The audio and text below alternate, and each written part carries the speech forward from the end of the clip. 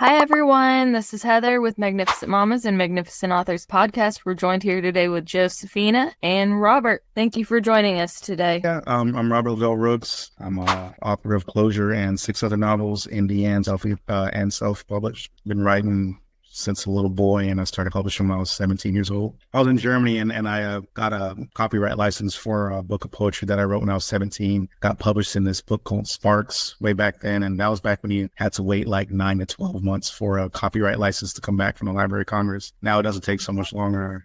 You had to mail everything in. It was a whole thing. But since then, 2012, I published my first book after having a pretty popular blog on MySpace. I'm not sure if anybody I remember MySpace. I remember MySpace. I wasn't on it much, but I remember it. I missed MySpace. Yeah, me too. It was a place for fun. But yeah, so there people were like, you should write books. And, whenever they read my books, I'm like, I do. I just haven't published any. So I started with a few short stories that I had written, novellas and stuff like that. And that was the first 3 books that I wrote. Since then, and if people have read all my books, they can see the growth. And I started writing my last novel, Closure, in 2019, and just finally got published all the way here in last month. Actually, it's still going because right now I got the Audible books coming out for Closure, and this version just came out yesterday. So I'm really happy about that, having a first time in a different language audio book. So it was pretty cool. Still is. But yeah, that's me. I got a bunch of kids. I'm engaged now, and just still working a 9 to 5 in aviation as an instructor, and just never saw a reason to stop writing. It's just my thing. I got to do it. So I'm not a COVID writer. I've been writing books for many years now. I'm probably not going to stop. Yeah, You're like the second person that said something about being a COVID writer or not being a COVID writer. And like, I never even knew that was a thing until recently. No, it's a thing, but I won't get started on that. Well, that's funny. So do you want to tell us a little bit about Closure? Sure. Closure / La Clausura. It is as always, a work of fiction, literary fiction, as all my books are, except for this one isn't based on any true events. And after you guys read it, you'll understand why I want to tell people that. I guess a good way to liken it to anything, it would be a mix between Love Jones, Dirty Grandpa, and Gone Girl. Those would be three movies that I'd say it could liken itself to. Yeah. Because it's funny. It's got a lot of shtick, and it's got a lot of a little raunchy humor in it. Because I none of my books I want them to be too serious. Literary fiction is art of imitating life.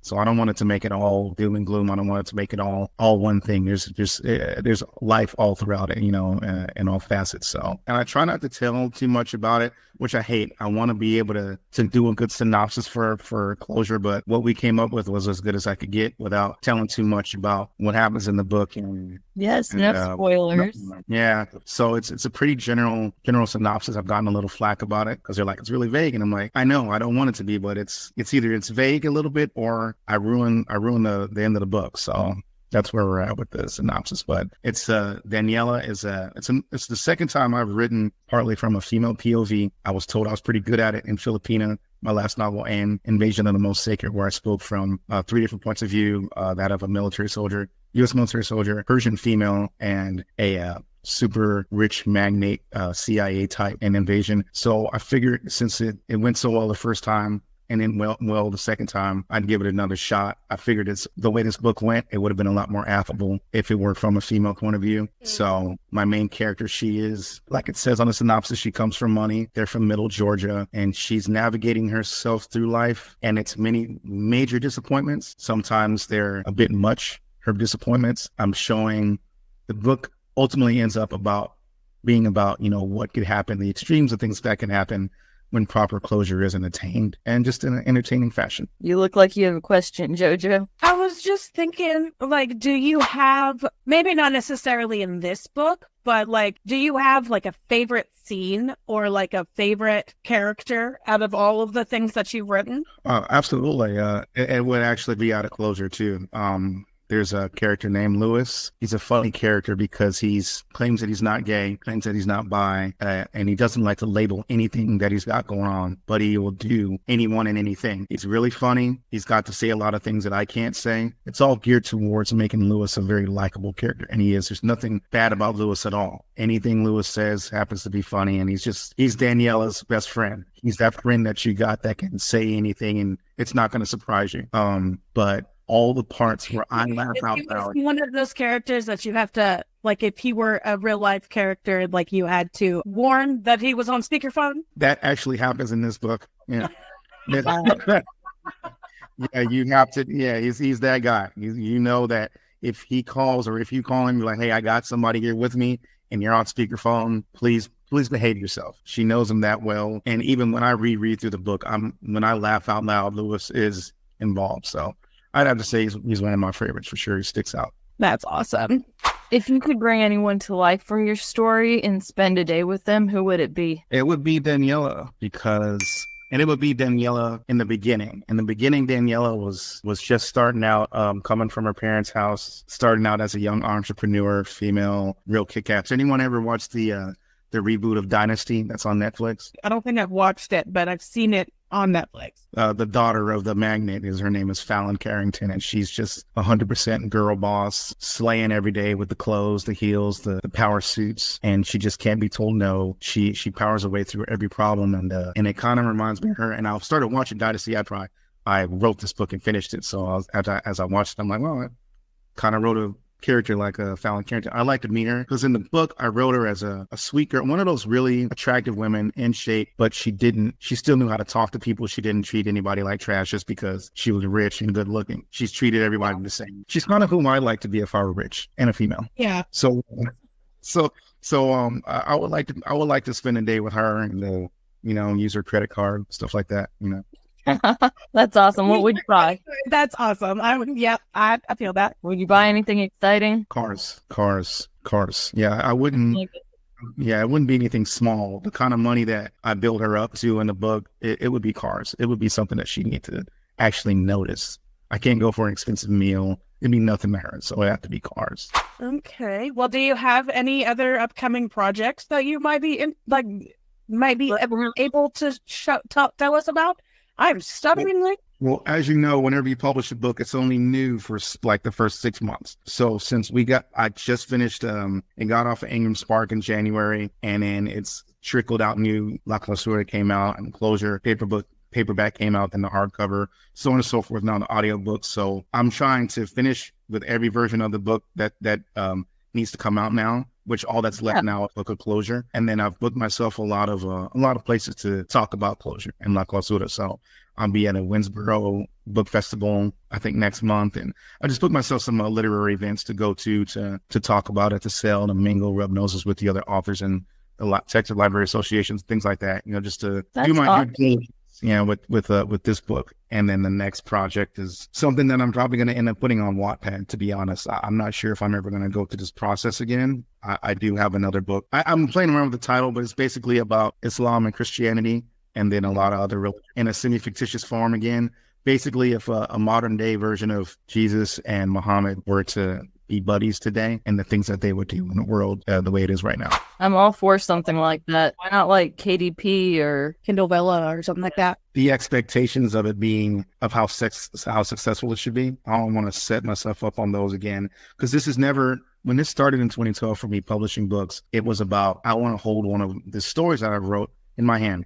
That's all it was. I was in Kuwait, and I got my very small binding book over there in the mail, and I was really happy. And I'm like, this is what I've always wanted. I wanted to hold one of my books in my hand. And then like not too long later, I'm like, well, I wonder what else I could do with this. I'd like to finish this series, and I'd like to do some interviews and maybe see if this book can sell or whatever.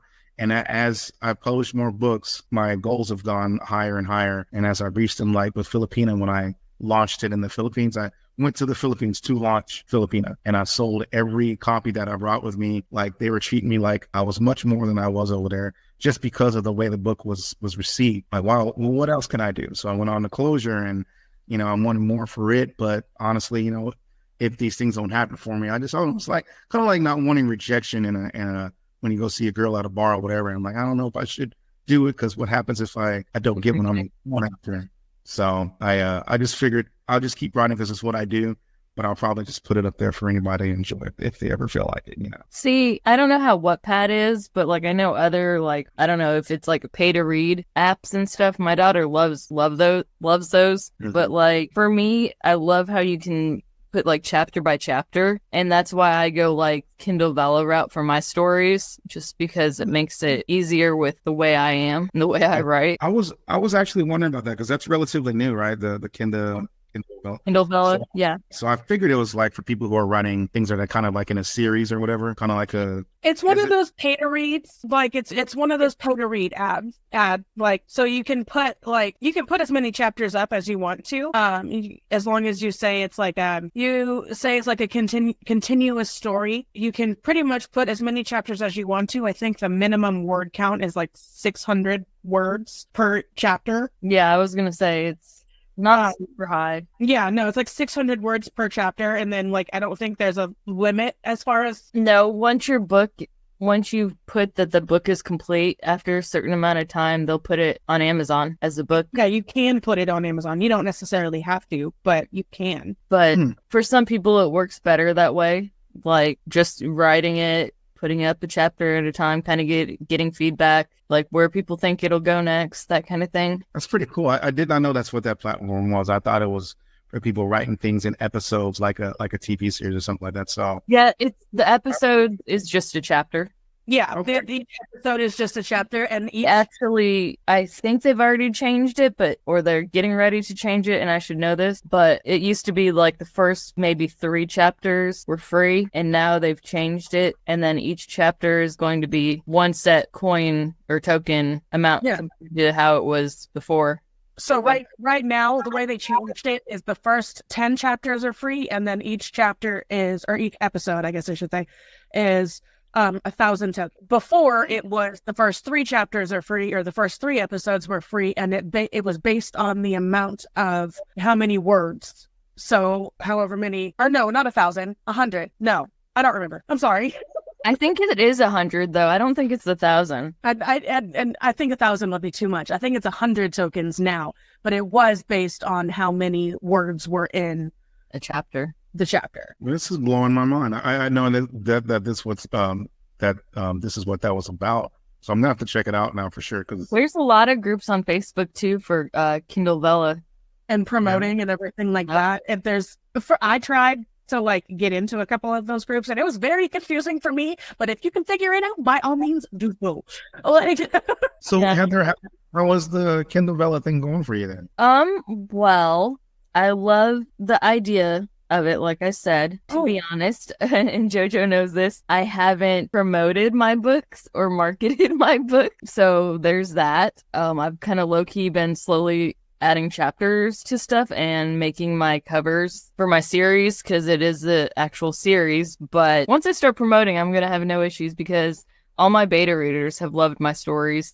So also, at the end of each chapter, people can comment and like see like how, like, maybe give you ideas of like what's going to happen next, or like what could happen. You can ask the poll too, I think. You can have a poll. That's really cool, because it's like it's kind of building in beta readers for you. Mm-hmm. That's pretty cool, because I had a time with my beta readers with this book. Horrible really experience. This being my 7th novel, it really was the first time that I actually did beta readers, like a strict beta reader portion of the publishing timeline. I gave them a month. I even offered I was like, okay, either I can pay you a little money, or I can give you a free autographed copies of the book. You choose. They made their choices. They're like, oh yeah, we're gonna do it. There was like 6 or 7 of them. For beta or for art? Beta reading. I read some things. They're like, whether you should pay a beta reader or not, and I decided to, because I feel like everyone's time's worth something. So I did offer them something, and only two of them did it within that month, and then the others did not. So dude, I just want to find somebody that can beta read a couple chapters here and there, and it was the whole book. No, and the thing is, of course, these were volunteers. I put a few Facebook posts in, like, does anybody want to do this? And they're like, oh yeah, I do, and then they comment on the post, and then they go ahead and send me a private message or whatever, and then I sent them the copyrighted version of the manuscript, and I don't know. I'm just one of those, if you say you're going to do something, do it kind of people. So it was not a fun experience for me. But the two people who did do it, it was some good feedback. My editor, that was a whole different other story, but Good story or bad story? not a good one, but Sorry. Search still continues. My first novels, they had some mistakes in them that I feel like should have been caught. And people are like, you got to find a better editor. Number one, of course, and a good way to know that is, you get what you pay for. So I did go for guys that not only had good ratings, but they cost a little bit more than what I was used to spending. She was good, don't get me wrong, but there were some things that I felt like she had keyed in on to kind of give me feedback on and kind of ignored a lot of other things. I just didn't feel like it was worth the money that I spent. There's some things that she said she was going to do that she also didn't do as well. So it's like, I don't know, maybe no more Fiverr. I don't know. I've had some good and bad experiences with Fiverr. I wouldn't. Again, I wouldn't use Fiverr. I've heard a lot of good things, but I've also heard a lot of bad things about Fiverr. So Good. I've had people messaging me from Fiverr. I'm not even an author yet. I mean, I'm an aspiring author, but I'm not even an author yet. And I've had people from Fiverr messaging me on my personal Facebook page, on my PA Facebook page, that are just like, hey, do you want help promoting? Or do you hey, do you want this? And I'm like, no. I read your book. It's so good. Do you want help getting it out there more? Wait, what book? I would love to know the name. Yeah, I haven't promoted and marketed my book. I find that one so funny. I've got so many of those stories from, I don't know if you can name names of I can name names of publishers here, but I've had several publishers and some Vanity, some claiming that they were subsidiaries of Penguin or Random House or whatever. The funniest one that I got is still going on right now. I can show you screenshots of the text messages. So 3 weeks ago, this lady calls me from a California number saying that she had read Invasion of the Most Sacred. It is my most popular novel. She said the word sacred wrong, and I think my middle name, which people do mess up on. I was like, okay, whatever. Maybe you just didn't read the rule wrong. She said she read my book, but not only that, did she love it, and her panel of literary agents or whatever. Not literary agent. What's the word? Anyway, she said that they read it and they loved it. But not only that, but the wife of the CEO of Barnes & Noble had personally handpicked my book via one of her associates, and she loved my book, and she wants that to be in Barnes & Noble stores. And I'm like, how stupid do you think I am? Did you think that I believe that the CEO or the owner of Barnes & Noble or Waterstones, whoever owns Barnes & Noble now, the wife saw my book at a book fair, because she said very, very specific story that she told, which was like such a huge mistake. It's like, yeah, she saw it and she saw you at this book fair, and she had her assistant go and get your book, and she loved it, and she wants you to partner with us to get the book published in Barnes & Noble. And I'm like, wow. So I've actually been leading her on for weeks. Every time she texts me, she's like, are you ready to, send us the money to get started? I'm like, yeah, just send me a link and I'll get right on it. She calls me at least 4 times a day, but it's offensive. It was really offensive for her to lie to me about, because I put a lot of work into this book, for her to lie to me about the CEO's wife of Barnes & Noble handpicking my book just so she can get $400 out of me. So I fool with her every day. And so I totally get it. All these stories about scammers coming through. But as far as Fiverr is concerned, I've always had great experience. My last book cover, which is great, came from a Fiverr person. The person who did my formatting, amazing. She did an amazing job on my formatting. And the guy who translated. I'm sure that there's some of them that are absolutely fantastic. I'm not saying that they're not, but I've also heard a lot of horror stories, so it's I get it. And the fact that I personally would go through them, ever. I get it. Yeah. And I'm pushing in now too. I was saying all that to say that for me to have all those great experiences and then the one time that I spend thousands of dollars on something on Fiverr to somebody who has great reviews turns out to be, not really the best experience. It's kind of eye-opening that, it's just a luck of the draw. Yeah, and exactly. You have that with, whether you're going on Fiverr looking for, a VA to do that for you, or real life, and no matter what. I mean, I know it doesn't mean much, but my mom liked it, so that's a lot. Well, it does mean something. It absolutely means something. It, Well, it might not mean something to some people, but it means something to the person who wrote it.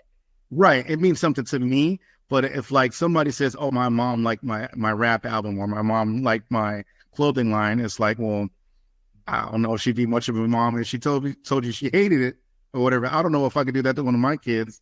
I'm straight with my kids, but like if they put their heart and soul in something and it was bad, I don't know if I'd be able to tell them. See, I think I'd be trying to find something positive to say to Zoe. Right. I feel like Daniel would just be like, Zoe, no, that sucks. I think the moms are kind of like, oh, that's great, honey. Maybe you should try this, and that's like, or something like that. And then the dads are just like, yeah, no, I don't like it. I like it. You should have heard it. One day Zoe made supper, right? And I don't remember what she made. And I thought it was good. It could have been better. And I was like, yeah, you did good.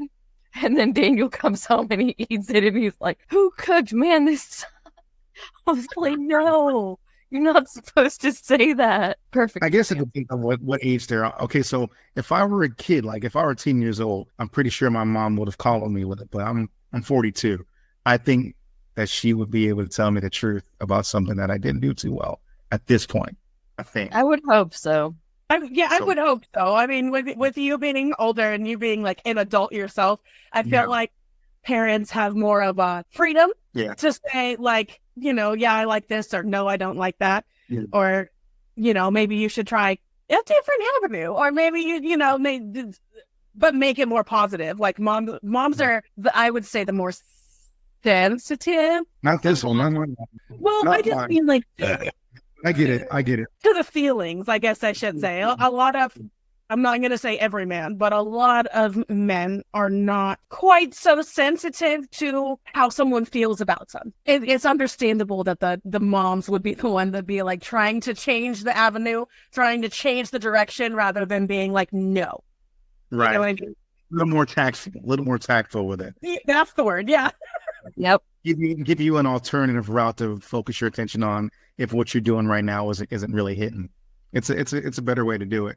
But not only her, she raves about it.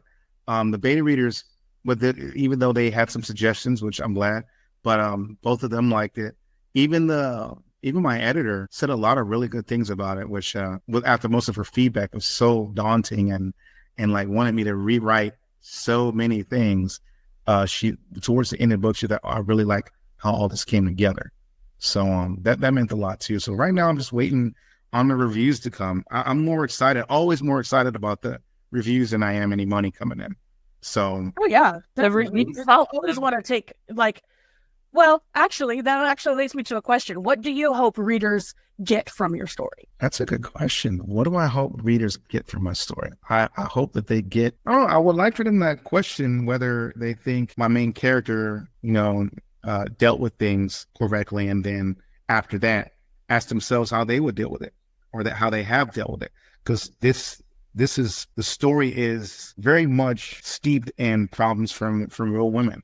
And today's woman, like I spend a lot of time paying attention to what women are going through. And one of the things that my editor said was that it's just amazing how you can write like this, being a man, write the way you did in this book about women from a woman's standpoint and the things that we feel, the things that we go through. So I would like for the reader to be able to ask themselves, if they went through, or when they did go through what Daniela went through, how they would deal with it. Do they agree with how she dealt with it, or will they just be sitting there talking, "Oh, go girl"? Because a lot of women are 100% for women, no matter what they do. Oh yeah, yeah. And so I would like for there to be a discussion about whether it's right, because we get hit with a lot of double standards. That's why I chose to write this from a female's point of view. Because if it was a man, he'd be crucified. It would be completely different. The people's outlook on the way the book turned out. So I really do. Yeah, I agree with that statement.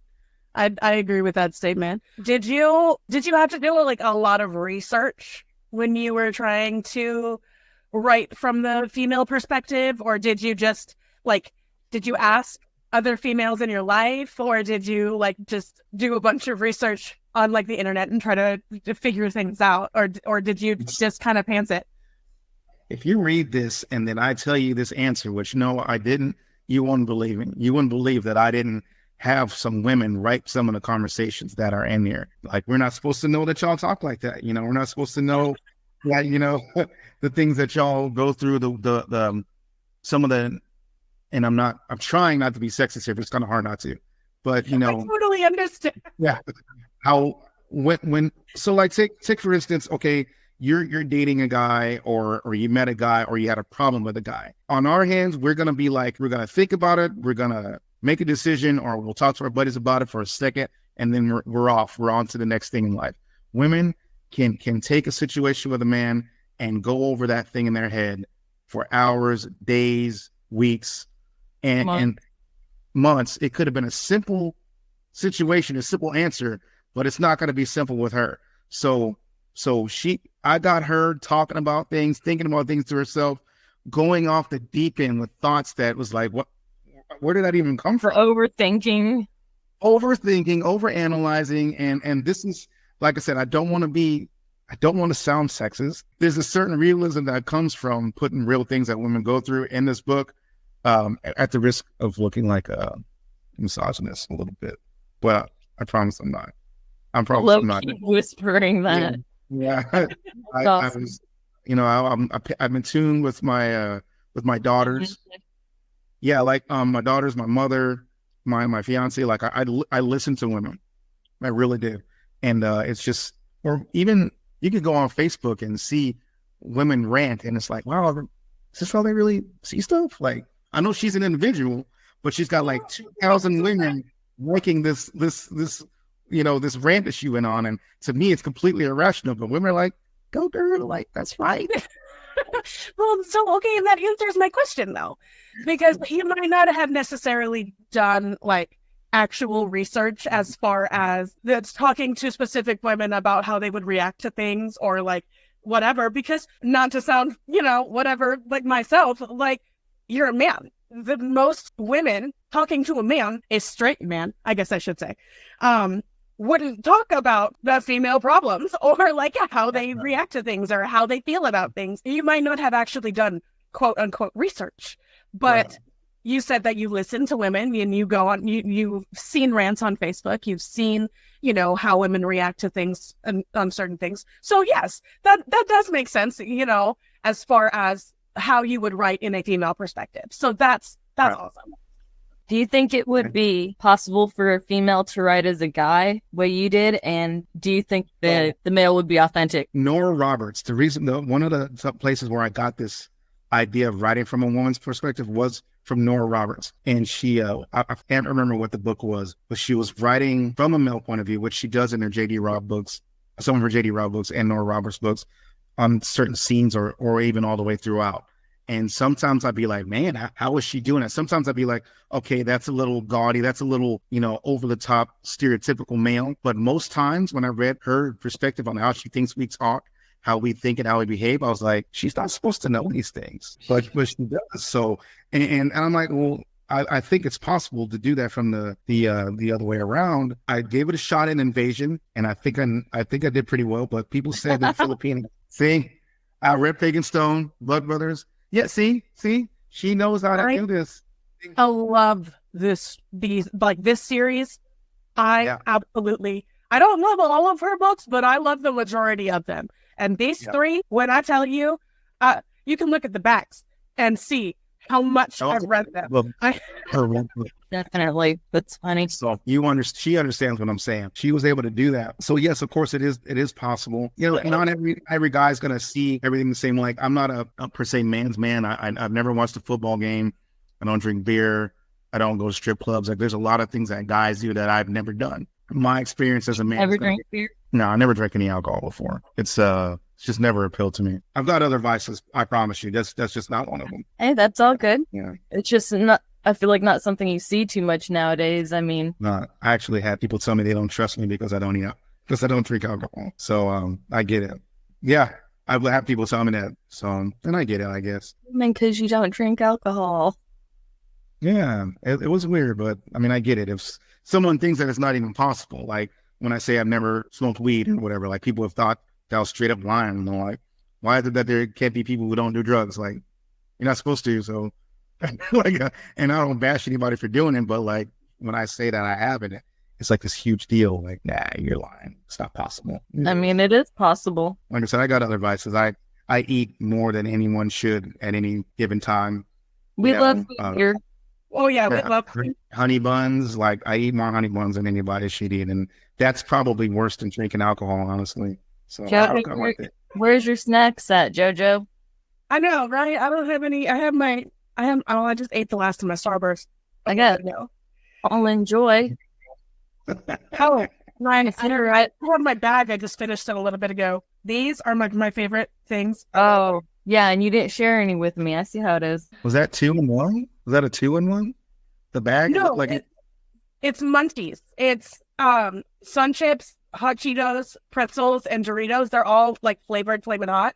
I freaking love them. They are. I got a question. Audible gave me 50 promo codes for, a free copy of the audiobook. Do you guys happen to have like a faction of Spanish-speaking readers that I could offer that to? Because it's only La Clausura at the moment. I haven't found a narrator for Closure yet, but not at Clausura's done. I've got about 46 left that I need to give away to people who read in Spanish. If you guys happen to know any, I'd appreciate you. Send a link in the to some people. Appreciate it. I can try to find some, yeah. I don't know the top of my head any right this minute, but I'm sure I can find a couple. I know a lot of Spanish speakers, so I mean, yeah, that's what I was thinking. Yeah. Ask if anyone wanted a free Spanish audiobook that just came out this year.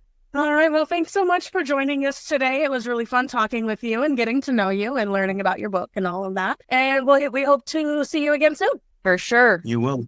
Thank you all for having a platform and sharing it with us. I appreciate it.